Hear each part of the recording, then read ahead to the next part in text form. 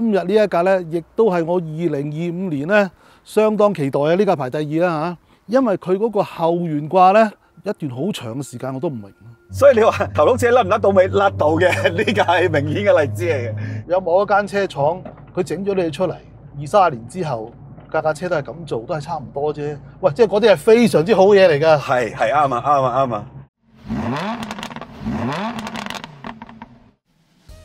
你睇下佢哋幾唔講儀態，幾唔講儀態。今日試啲架嗱，正宗嘅彎路之王，從來都唔係206啊！再講一次，從來都唔係206啊，係呢架306。當時 Car and Driver 班嘅係306 S16，而呢架咧就係 S16嘅 facelift 版，叫 GTI 6，轉咗6速棍波嘅，之前係5速棍波嚟嘅，馬力都大咗10幾匹到，好值得講，因為佢有一個好特別嘅尾單啊！我哋試車再講。所以個保養維修咧舊咗之後係好頭痛嘅呢架。終於揾到嚟試咯，係冇得頂啊！咁上車噶咯，我哋好 ，let's go。阿唐生，你裝完未咧？裝裙仔啊！偷窺狂，誠實使用相機啊！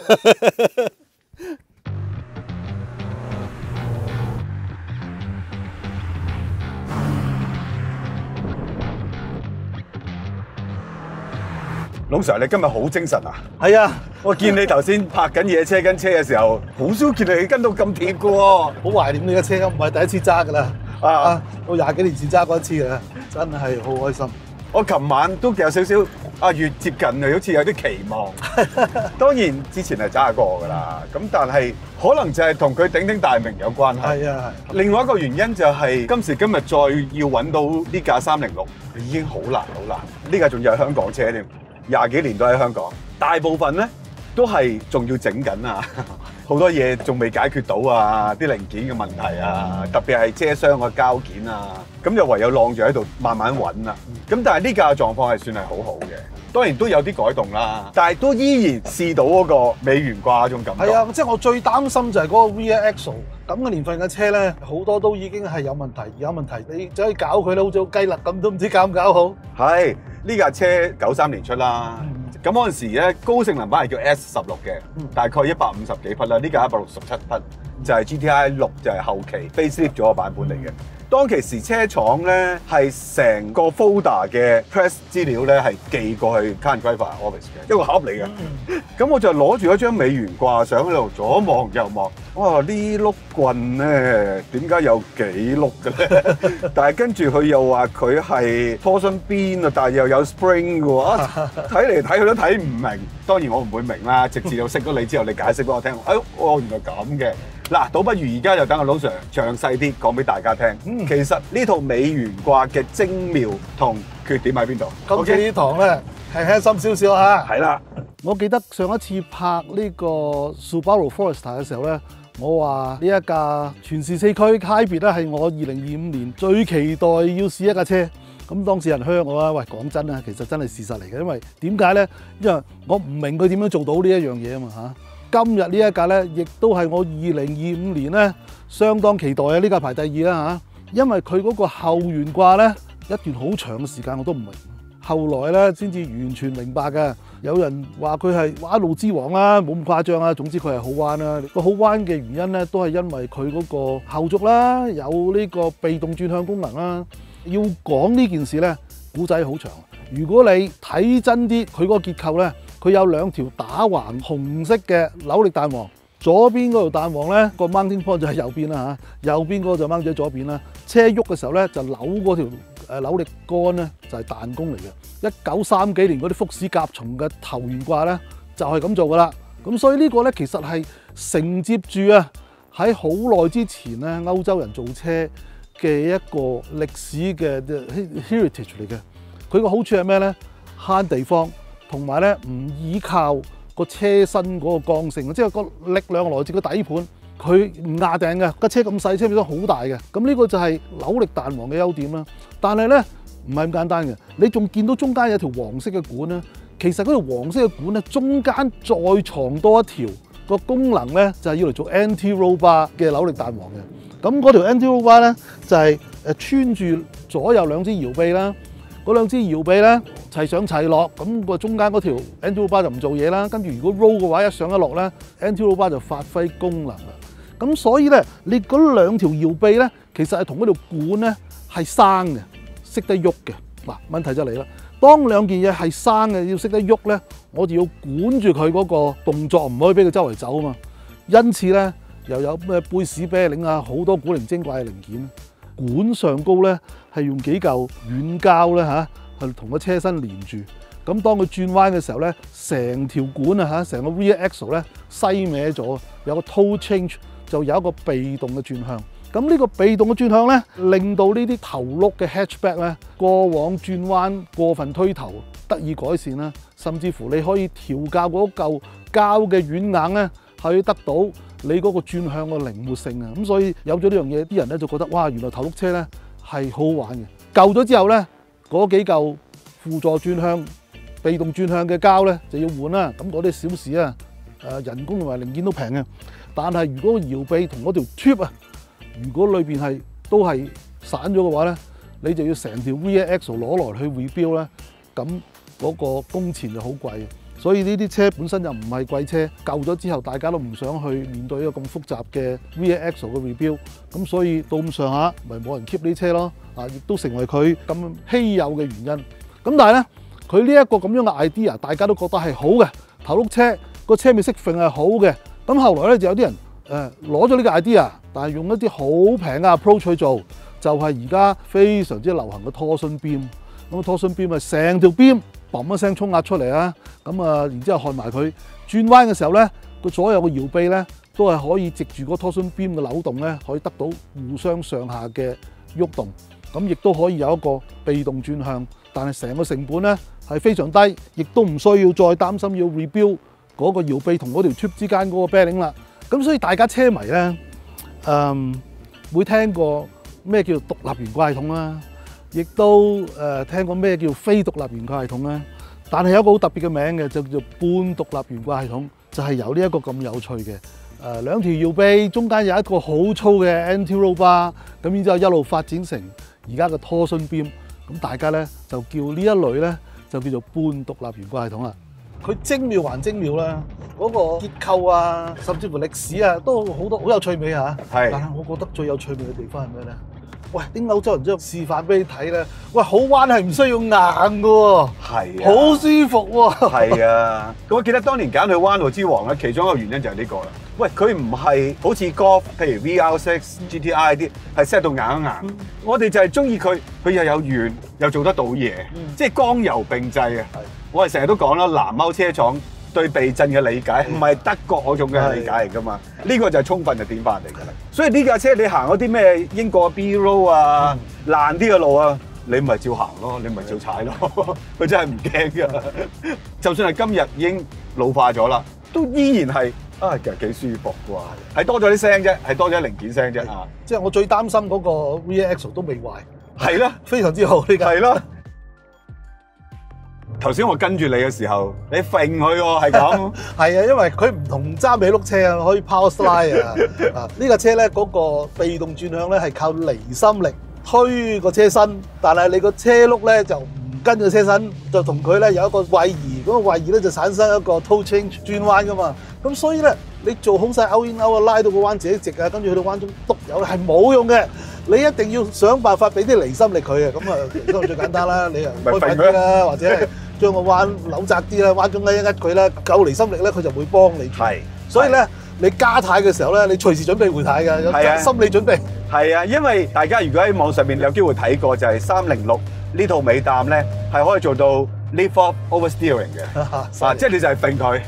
跟住縮油，跟住佢真係成個尾打橫行，跟住你要反軚嘅。咁當然呢個唔係 drifting 嘅，因為佢冇動力㗎啦，基本上。但係咁樣過彎好過癮㗎，可以幫你好快咁完成嗰個旋轉。係啦係啦，所以你話頭轆車甩唔甩到尾？甩到嘅，呢個係明顯嘅例子嚟嘅。另外我頭先試過咧，上山重量後移個尾軸，然後跟住喺啲好急嘅彎，用啱嘅波檔重油俾 power 帶出個彎，我都感覺到個尾係，嗰個動作我可以講係比我架尾間，即係佢都係魔術擔嚟嘅，其實仲明顯。即係得意嘅成件事。但係佢就俾我嗰部尾間咧多咗一樣嘢，就係頭先我哋所講，佢舒服嘅喎，佢腍腍地嘅喎，就唔係硬橋硬馬嗰種嚟嘅喎。咁當然兩架車嘅馬力係相差有一截啦。而家你講緊呢架167匹，我諗呢種尾膽都仲係應付得好自如嘅。另外咧，當年呢架車點解令到人熱一身？除咗嗰個被動轉向之外咧，因為被動轉向即係你係好中意玩先走出嚟嘅。係普通人啊，甚至乎一位太太女士佢揸呢個車咧，佢都覺得係耳目一新嘅。就係個軚感啊嘛。咁啊，我唔講住，我等你試下先。睇下大家可唔可以得出同樣嘅結論咧？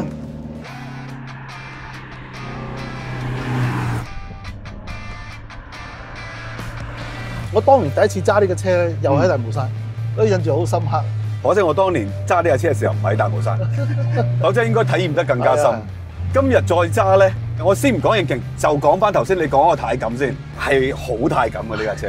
頭轆車特別係90年代，因為93年嘅車嚟嘅喎，其實係基本設計，你唔會覺得個軚係同你有好大關係嘅，其實。總之轉彎都要揾嚟一個工具嚟嘅。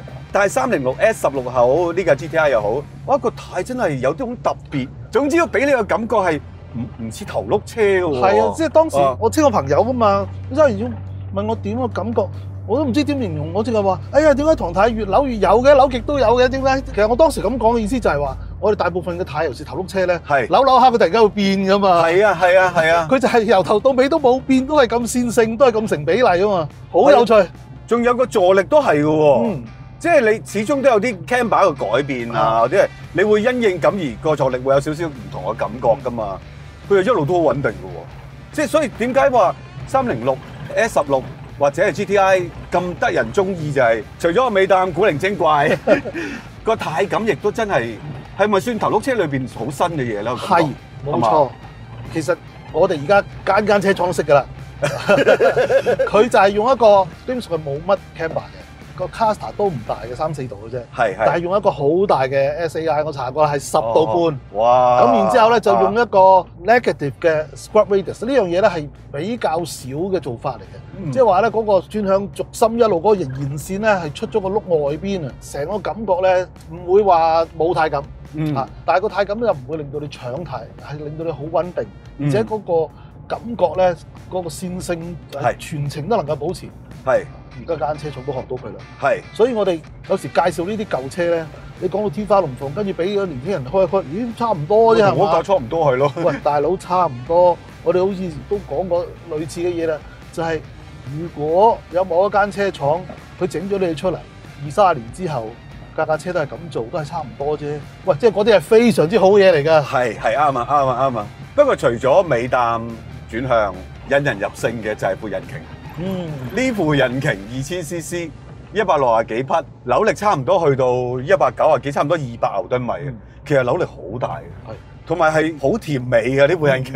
佢個扭力係拉得好平均，而且越嚟越大力嗰種感覺。係啦，佢個 maximum torque 咧係4500轉嚟嘅。咁你就以為咁即係低轉冇啫，唔係，佢低轉都好好嘅。係啊，即係佢係 last 好闊嘅。係啊，當然啦，而家啲車用啲咩 direct injection 都可以拉到好闊嘅，但係就唔係咁闊咯。仲有就係90年代初嘅 NA 引擎，特別係呢啲入門版嘅引擎 ，CC 又唔大，一般都唔會話乜都做到嘅。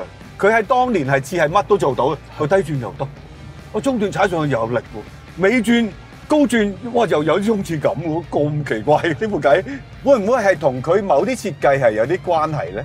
譬如呢副引擎啦，咁佢壓縮比係10.8嘅，少少高啦，又唔算十分高，但係佢有一啲喺當年可能唔係咁多車用嘅嘢，譬如個油底有個好似筲箕咁嘅嘢，啊，咁另外就係等長嘅進氣歧管啦，421嘅排氣管啦。仲有一個咩共振嘅儀器啊，喺度令到你進排氣嘅時候少咗啲共振，某啲 frequency 冇咗啊。咁呢啲都可能係令架車個轉數或者嗰個馬力係高咗嘅原因，係咪咧？係啊。嗱，首先咧，呢一部機器嘅系列咧係 PSA 集團裏邊咧係廣泛使用，個字頭啊 UX 啊，但係其實呢一部2.0咧係同佢嗰啲兄弟係唔一樣嘅喎，嗰啲咩1.4、1.6、1.8嗰啲咧都係鋁 block 嘅。唯獨是去到2.0呢一架咧，就係 GT 中江嘅。咁當然唔係佢專用啦，譬如標緻啊、或者係Citroen 啊嗰啲高型號啊馬力大嘅車款咧，就會用呢一部 GT 中江嘅2.0機器。除咗中江強化之外咧，就正如你頭先講啦，加咗好多新穎嘅設備啊。咁即係大家走嘅路唔一樣啊。當時日本人咧開始已經研究啲 variable valve timing 啊、turbo 啊之類。咁咧佢喺 NA 呢一個咁樣嘅原則之下咧，佢可以去優化呢部 engine 咧。佢都揼咗好多計啊！譬如你頭先講個筲機咁樣啦，你拆開嗰啲康打高性能機器都會見到呢個筲機嘅。呢個叫做 Vintage Tray。係啊 ，Vintage Tray 嘅。係啊，佢純粹就係要嚟，好似我哋飲湯都撇咗面頭浸油咁樣，即係佢包住個卡冷濕，個卡冷濕轉嘅時候咧，就唔會將嗰啲計油翹咗上嚟。個計油翹咗上嚟，翹住包住個卡冷濕一齊轉咧，佢係會唔見咗幾匹馬力嘅。OK。咁所以高性能嘅車咧，都會整嘅咁嘅嘢，但係呢架車你話係咪啲跑車啊，或者係非常之高嘅性能咧？算啦，但唔係話非常之高咯，所以佢都願意增加少少成本加呢嚿嘢落去。咁呢個第一個啦，第二個就係你頭先講嗰個，其實係可變長途嘅 intake manifold。佢有兩大好處嘅，呢個其實都係新嘢嚟嘅，即係50年代末期 Benz 嘅專利啊。咁當然後來專利滿咗之後，人都做得啦。所以一段時間咧，未有 turbo 嘅時候咧，就好多車廠都會有用呢個方法嘅。但係佢算係用得早啊，因為佢呢個係80年代末期、90年代初已經用。簡單嚟講就係佢有個蛙佬啦，佢一開咁啊，開條短啲嘅路，咁你高轉嘅時候咧，啲空氣阻力細啲。咁咧如果佢慢車，佢想嗰個低轉扭力好啲嘅時候咧，佢就會開另外一條路嘅。等啲空氣行條長啲嘅路，咁行條長啲嘅路咧，個好處係咩嘢咧？第一咧，佢條管窄咗之後，我哋都講過啦，佢個流量係等於嗰個面積乘嗰個速度啊嘛。咁你入去個 linear speed 係快咗嘅，嗰個 turbulence 係會好啲嘅。第二咧就係較精妙啦。其實你嗰啲蛙佬一開一閂咧，入氣閂你入，咁其實對於空氣嚟講咧係彈性噶嘛，即係等於你壓嗰啲空氣嘅彈弓咁樣，咁佢就會有一個共振嘅頻率嘅。即係等於我哋聽下個暖水呼呼聲一樣啫。唔同轉速咧，佢嗰個蛙佬開關個速度唔同啦，即係等於對嗰個空氣個彈性係唔一樣啦。如果我哋係捧佢速度慢咧，我哋就將佢管道較翻長啲咧，就可能會捉到一個位咧，佢係接近嗰個自然頻率，會令到佢，你因為慢速咧，嗰個 throttle 收得細咧。佢有時有個 pump loss 喺度，咁佢會增加翻少少壓力喺度，咁但係當然唔會話好精妙啦，即係佢係2級嘅啫嘛。但係你知唔知啊？今時今日仲有一間車廠係玩呢樣嘢玩到出神入化嘅，佢唔係2級嘅喎，係可變嘅，吹喇叭嘟嘟嘟嘟咁。邊個？法拉利嘅12氣缸自然吸氣咧，就係靠呢個可變吹喇叭，可以長期保持佢個 intake manifold 咧個壓力咧。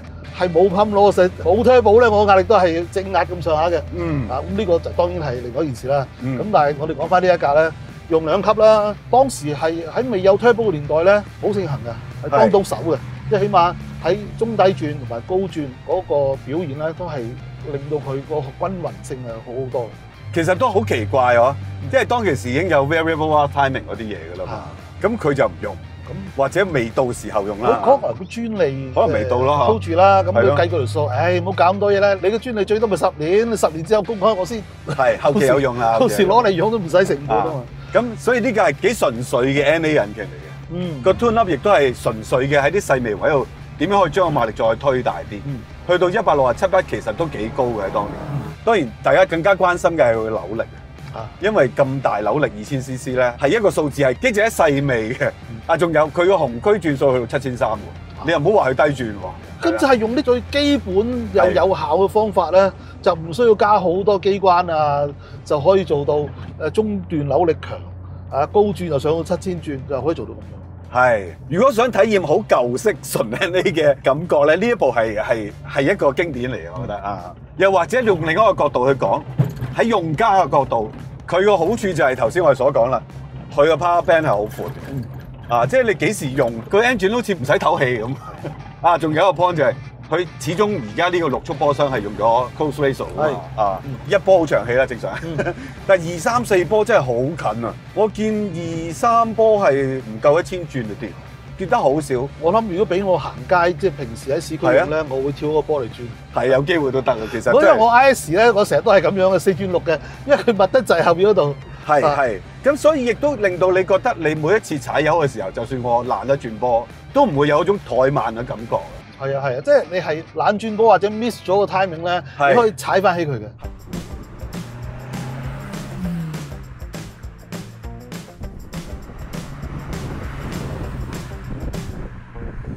死啦！我哋講到唔停咁添，呢架車真係好值得你講，係有啲興奮啊！講到事實上真係好難揾㗎啦，因為真係唔係咁多人 keep。而呢個車主朋友咧，亦都係機緣巧合經過車房，見到有部咁嘅嘢喺度，就已經激一段時間㗎啦。咁結果個車房主人係主動問佢係咪想買啊？咁佢都猶豫緊。嗱，但係一個條件，嗱你買咗就唔好拎俾我整喎。幾好笑喎呢個，幾好笑啊！咁點解咧？佢話。我整得，我一定自己 keep 啦。我而家就係因為有時急，又要做生意嘢，做完生意嘢又想唞下，又唔搞住，結果一路浪咗喺度咁多年，但係又唔捨得唔要佢，因為覺得好靚架車，架車亦都好好。結果最終呢位朋友就買翻嚟啦。幾多嘢都執過嘅，但係都唔係啲貴嘢嚟嘅。基本上 engine 係得一個問題嘅啫，就係散熱問題。你見個水箱都係換咗好巨型嘅梯水箱嘅。佢話之前咧個溫度要90度佢先開水泵啊！喺香港夏天就死得啦，真係。